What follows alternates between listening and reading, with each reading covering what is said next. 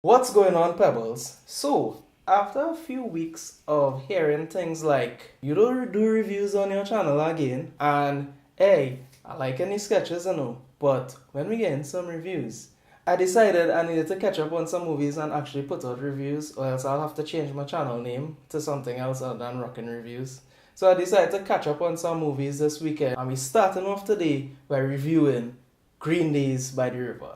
I just want to give you my quick thoughts because everybody already going through this movie. Okay, so if you've been to any secondary school in Trinidad and Tobago, you know what Green Days by the River is. I'm not going to spend any time talking about the plot and what it is about. The movie is directed by Michael Mulidar. So our main characters in this story are Shell, Rosalie, a girl whose attention he's pining for, and Joan, another girl whose attention he's pining for, Mr. Gadari, who's Rosalie's father, and Palami, who is Shell's father. And then we have a bunch of other side characters and they all interact and the story unfolds from there. But as I said, you probably already know the story of Green Days by the River. So let's just leave that out and get into what rocked about Green Days by the River. So let's talk about cinematography. In a film like this, where it's a period piece, you need great cinematography in order to set the mood and the atmosphere for the audience to feel like it's actually the time period that the movie takes place in. And I'm happy to report that the cinematography in this movie is beautiful, it's gorgeous.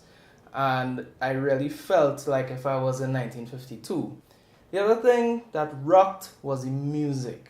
The music and the cinematography work so well together in creating these beautiful atmospheric scenes that just got me caught up in it. There were some scenes that were just cinematography and music together with no dialogue, and those scenes work really well together. I'll talk a little bit more about them later on in the review, but if you take them just as they are on their own, they really do create a lot of atmosphere, a lot of feelings, a lot of emotions. It creates a mood. And visually, musically, to be able to do that, you have to give credit where credit is due. The other thing that rocked was, I wouldn't say the acting on the whole, but the actors that portrayed Mr. Dari and Palami respectively, they did a really good job in taking the scripted dialogue and making it feel natural and not like it was something plucked from a book that they were reading. At 1 hour and 42 minutes, the film is paced just right. I never felt like I was there too long or I was waiting for a scene to finish or I just wanted the movie to be over. But that being said, I wasn't like, oh, I need to see more. But I guess that comes from knowing where the film was supposed to end, where the book ends, and from the time you see certain scenes playing out, you know that it's winding down.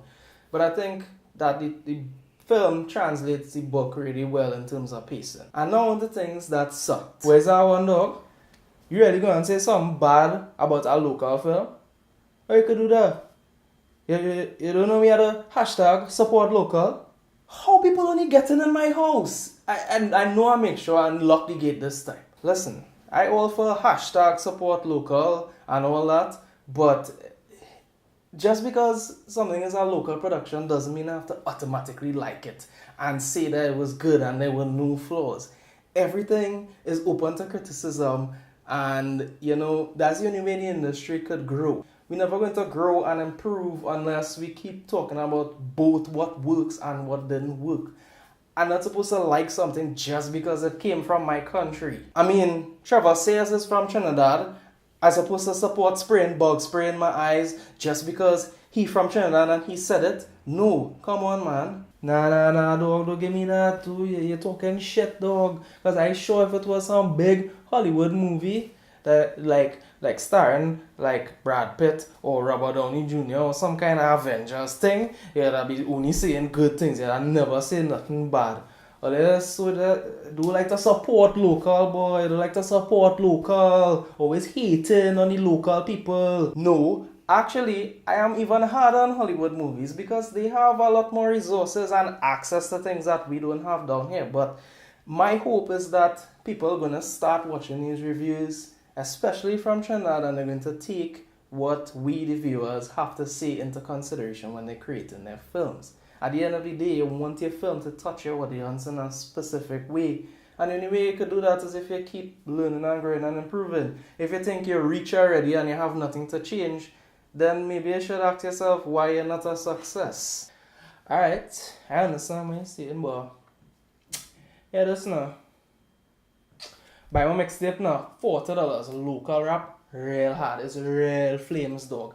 Every song on this album was off the dome. I never write nothing, just straight off the dome, straight fire, dog. You never hear nothing like this. $40. Support local, no? Where is it? Get out. Get out of my house. Okay, just go. Just go. Alright, sorry for that interruption, but let's get into what sucked about this movie. And when I say sucked, please understand what I'm saying. I just needed something to rhyme with rocked. Rocked sucked. I'm not saying it was bad. I'm not saying it was an egregious error in filmmaking. These are the things that just didn't work for me in the film. And I thought that if it was done differently, I wouldn't have been taken out of the film so much. So let's start with the cousin of cinematography, the actual shot composition and camera work. And in the filmmaking technique that's used quite a lot is shallow focus, and it's used so much in this movie. Like almost every shot is a shallow focus shot. You have focus on the front image and the backdrop is out of focus, and I guess it was an artistic choice to help the audience pay attention to what was important, or I don't know if it was a thematic thing. I have no idea. I just know that it was done way too much and it took me out of the film a lot.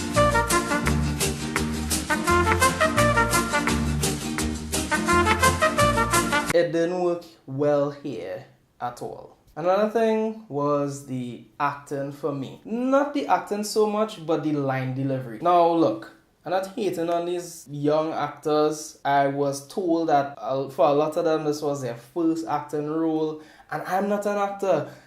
Sometimes I can't even pull off the most basic of roles. You don't know me other. You don't know me other.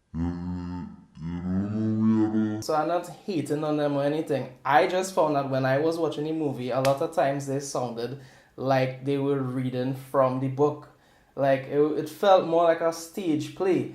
And this combined with the abundance of static shots in the film, where the camera just stays on one shot and just lingers for like this long take, actually made me feel like the way the film was presented was a lot more like a stage play than a film. And maybe that was an artistic choice, but it didn't work for me. I didn't like it. It kept taking me out of the film. One thing also that was annoying me is the misuse of fade to black. Usually when you fade to black is because you're finishing one scene and you're going to start another scene. This film kind of did this weird thing where it would fade to black and then start a scene in the same area, and I don't understand why they did that.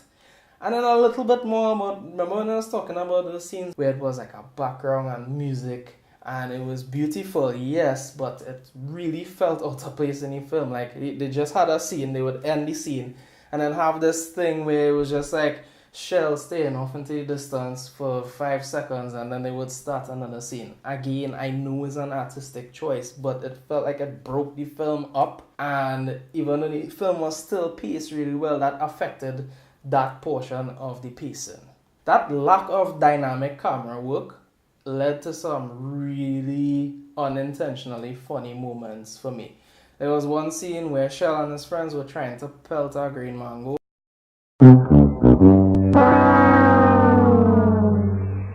knock it down from a tree, and they kept talking about the green mango, but the camera would never like switch to that shot. They would never do like a shot and then show us what they're talking about, and they do this a lot of times in the film. Like the characters would be talking about something that was off screen and they would never show the audience it, and I didn't understand it, and it made me laugh because I was just like, well show us it now. There were some unintentionally funny things in this movie too, like when Mr. Gladari caught the Cayman and like he took his knife and he was like and you could tell that the alligator was still alive, and they just like threw some red Kool-Aid on it to make it look like blood.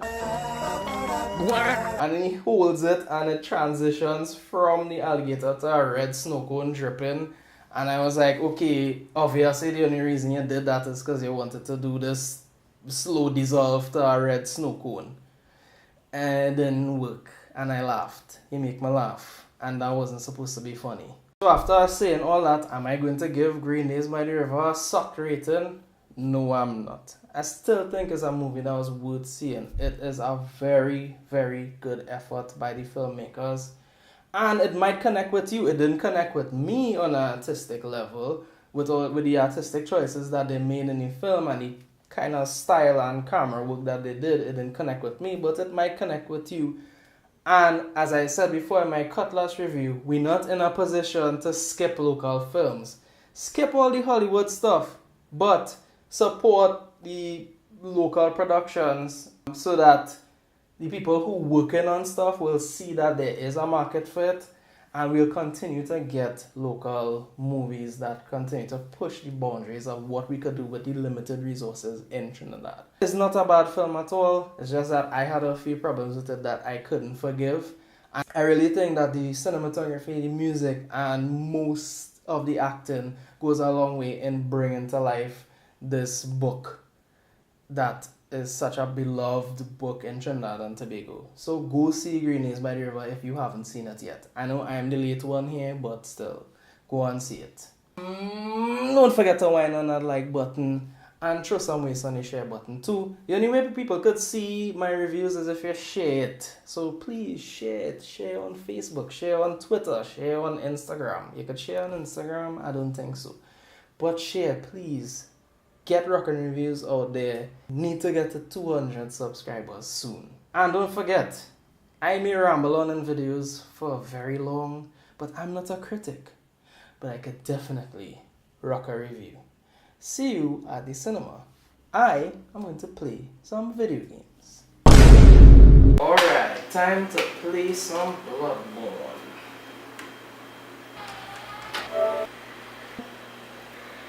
Oh yeah.